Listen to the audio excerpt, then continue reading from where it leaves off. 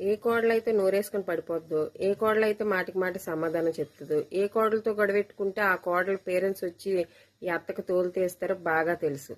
వచ్చి యుద్ధం ఆడతారు అని చెప్పేసి ఆ కోడల అత్త సైలెన్స్గా ఉంటుంది. ఏ కోడలైతే సైలెన్స్గా ఉంటుందో ఆ కోడలతో ఒక ఆట ఆడుతుంది అత్త.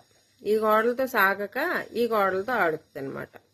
అందుకని సైలెన్స్గా ఉన్న కోడలకి చెప్పేది ఏంటంటే, మీరు మరీ సైలెన్స్గా ఉన్నారనుకో అత్త నీతో ఆడుతుంది.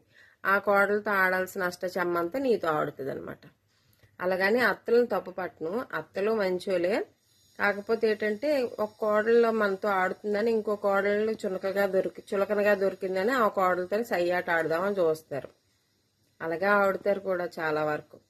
అందుకనే చెప్పేది ఏంటంటే, మీరు సైలెన్స్గా మీ తరపు ఎవరు మాట్లాడిన వాళ్ళు లేరని చెప్పేసి మీరు అణిగి మణిగి ఉన్నారనుకో వాళ్ళ కాలు కింద వేసి తొక్కేస్తారు ఇద్దరును. అందుకని మీరు కూడా